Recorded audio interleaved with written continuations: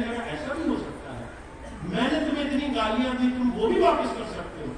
बुद्ध कहने लगे मैं सब कुछ कर सकता हूं, अगर तुम मुझे मेरे इच्छा के विरुद्ध कुछ भी देना चाहोगे, मैं नहीं लेना चाहता, तो वो मुझ पर लेश मात्र असर नहीं कर सकता।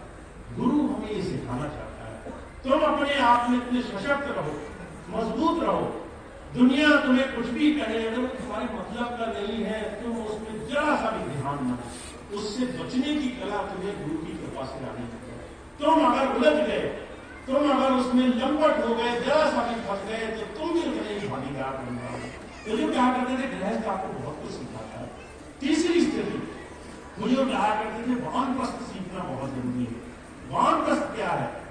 एक समय के बाद जब तुम्हारे बच्चे बड़े हो गए, काम करने लायक हो गए, तो तुम अपना काम उनको सौंप करके थोड़ा जीवन का रस देखना, थोड़ा अपने घर गृहस्थी से बाहर निकलना, देखना ईश्वर ने क्या क्या बनाया है। जब तक तुम घर से बाहर नहीं निकलोगे, जब तक तुम दूसरी जगह नहीं जाओगे, जब तक किसी दूसरे को अपने जीवन में ऊंचे काम करते नहीं देखोगे, तुम्हें कुछ पाने का रस नहीं करना होगा। हमारे स्वामी जी महाराज अक्सर एक घटना सुनाया करते थे। एक बार एक मेंढक कुएं में, उसने ऊपर एक हंस को देखा। जब हंस को देखा तो उसने व्यंग में कहा कि बाहर की दुनिया कैसी है। मेंढक कहने लगा बाहर की दुनिया कुएं जैसी होगी। अब हंस को बड़ी हंसी आई, कहने लगा कहाँ दुनिया, कहाँ कुएं का पानी, जरा सा पानी, और बाहर की दुनिया तो इससे असंख्य गुना बड़ी है, मैं संख्या ही क्या लगाऊं। अब ये बात जब मेंढक से कही तो मेंढक बड़ी समझ आया, कहने लगा ये कैसे हो सकता है, जितना पानी उतनी तो दुनिया होगी। उसने थोड़ा सा चक्कर मारा पानी में, कहने लगा इतनी होगी तुम्हारी दुनिया। अब हंस को बहुत हंसी है, क्या बताता, कहने लगा दुनिया बहुत बड़ी है, तुम्हारा चक्कर तो उसकी कल्पना भी नहीं कर सकता। मेंढक को बहुत आश्चर्य हुआ और उसने और बड़ा चक्कर लगाया। वे हंस फिर से हंसा। तीसरी बार जब मेंढक ने एक एक कोना नाप दिया, कहने लगा इससे बड़ा तो कुआं भी नहीं है, इससे बड़ी तो दुनिया नहीं हो सकती तुम्हारी। तो हंस ने हंसकर कहा ये जो तुम्हारा कुआं है, ऐसे न जाने कितने कुएं इस पूरे बाहर के संसार में समा जाएंगे।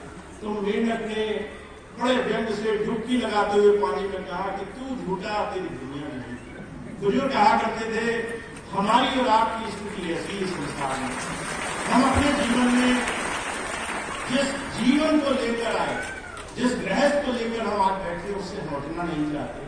हम बड़े हो गए, हमारे बच्चे सियाने हो गए, फिर भी हम चाहते हैं वो हमारे ही हिसाब से चले, हम चाहते हैं हमारे हिसाब से काम करें। हम कभी इस गृहस्थ को छोड़ने को ही तैयार नहीं है। हम अपने जीवन में आखिरी सांस तक गृहस्थ भोगना चाहते हैं, आखिरी सांस तक कंट्रोल रखना चाहते हैं, आखिरी सांस तक जीवन के ही मालिक बने रहना चाहते हैं। संत हमें समझाना चाहते हैं, ना आज से पहले कभी हुआ, ना आज के बाद कभी होगा। जो आया है वो संसार में कभी बना नहीं रहेगा। समय रहते तुमने संसार से विरक्ति सीखी है, संसार में रहते हुए संसार से हटना सीखा है, तभी तुम्हारा गुरु से प्रेम मिलेगा। तो जो कहा करते थे मीराबाई ने, सहजोबाई ने, दादू दयाल ने, कबीर ने, दुनिया के जितने भी संत महापुरुष आए उनका जीवन आप देख लो, उन्होंने अपने जीवन में अपने आप को उस प्रभु के हवाले करके जीवन से कुछ पाया है।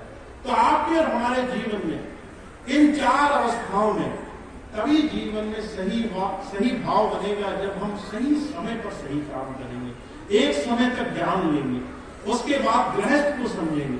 पर गृहस्थ की भी एक सीमा है। तो जो कहा करते थे जब घोंसले में पंछी अपने छोटे छोटे बच्चों को बड़ा कर लेते हैं, जब वो पंछी इस लायक हो जाते हैं कि उनके पर उठ जाते हैं, तो वो भी अपने पंछियों को धक्का मार देते हैं कि वो पंछी अब अपने आप उन्हें योग्य बन गए, अब उन्हें हमारे साथ रहने की आवश्यकता नहीं। दुनिया का हर एक प्राणी ये बात समझता है। हम और आप अपनी आखिरी सांस तक सबको नियंत्रण में रखना चाहते हैं। तो स्वामी जी कहते हैं भाई एक उम्र के बाद जब बच्चे बड़े हो जाएं तो उनको उनके हाथ पर छोड़कर कुछ दिन बाहर भी निकलना सीखो, उन्हें अपने आप अपने काम करने दो, उन्हें अपने हिसाब से अपना जीवन जीने दो।